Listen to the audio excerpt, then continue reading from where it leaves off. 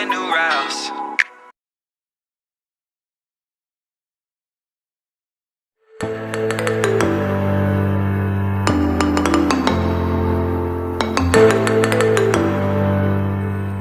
Assalamualaikum warahmatullahi wabarakatuh. Saya Anggun Widya Pratiwi, NIM 2010-602028. Di sini saya dan rekan saya dari kelompok 11 ingin menjelaskan mengenai materi penerapan akad di dalam lembaga keuangan syariah, di dalam asuransi syariah dan penggadaian syariah. Yang seperti kita ketahui bahwa sistem keuangan di Indonesia ini dijalankan oleh dua jenis usaha. Yang pertama yaitu lembaga keuangan bank syariah, di mana lembaga ini suatu bank yang beroperasi sesuai dengan prinsip-prinsip syariah Islam, yaitu khususnya menyangkut tata cara bermuamalah secara Islam. Kemudian yang kedua yaitu lembaga keuangan non-bank. Nah, lembaga ini dia lebih banyak jenisnya dari lembaga keuangan bank syariah dan juga mempunyai ciri-ciri usahanya sendiri. Seperti contohnya itu Bank BNI.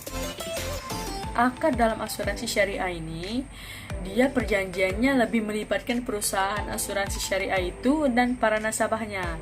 Jadi hal ini dia pertanggungan dan penyediaannya itu manfaat akan diatur sehingga menjadi halal dan sesuai dengan perintah agama Islam. Jadi dalam hal ini, akad dalam asuransi syariah ini dia memegang pengaruh besar dalam menentukan halal atau tidaknya suatu perjanjian itu. Pada akad dalam asuransi syariah ini bisa kita katakan dapat dibedakan menjadi dua. Pertama yaitu akad tijara atau disebut dengan mudharabah, di mana adanya kerjasama yang mana perusahaan itu bertindak sebagai mudharib atau pengelola dan peserta bertindak sebagai sahibul mal atau pemilik harta.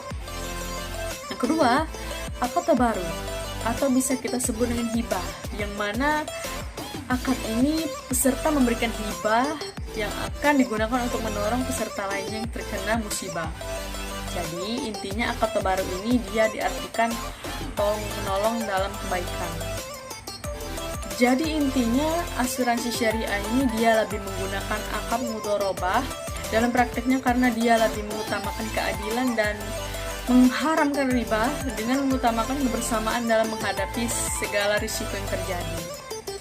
Penerapan akad mudharabah dalam asuransi syariah itu dikelola berdasarkan prinsip syariah, sehingga keuntungan dibagi bersama dan kesepakatan yang disepakati, sehingga kerugian akan ditanggung bersama nasabah dan pihak asuransi. Dalam akad mudharabah, kontribusi dibayarkan oleh peserta kepada pihak asuransi atau pengelola akan dibagikan ke dalam dua rekening, yaitu rekening tabungan atau investasi dan rekening tabarur. Kemudian materi penerapan akad di dalam lembaga keuangan syariah di dalam penggadaian syariah akan dijelaskan oleh rekan saya yaitu Syakira Rahmatia Taranya Putri. Assalamualaikum warahmatullahi wabarakatuh. Perkenalkan, nama saya Syakira Rahmatia Taranya Putri dari Fakultas Ekonomi dan Bisnis Islam, Prodi Ekonomi Syariah, NIM 2010-602016. Nah, di sini saya akan menjelaskan mengenai penerapan akad dalam pegadaian syariah. Dalam pegadaian syariah terdapat dua akad. Yang pertama adalah akad ron dan yang kedua adalah akad ijarah. Di sini saya akan menjelaskan akad yang pertama, yaitu akad ron. Ron yang dimaksud adalah menahan harta milik si peminjam sebagai jaminan atas pinjaman yang diterimanya. Pihak yang menahan memperoleh jaminan untuk mengambil seluruh atau sebagian piutangnya. Dengan akad ini, pegadaian menahan barang bergerak sebagai jaminan atas utang nasabah.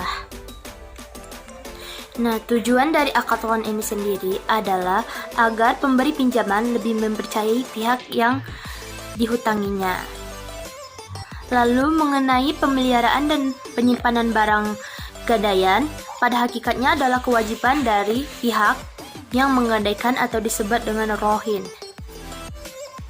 Namun dapat juga dilakukan oleh pihak yang menerima barang gadai atau yang disebut dengan murtohin.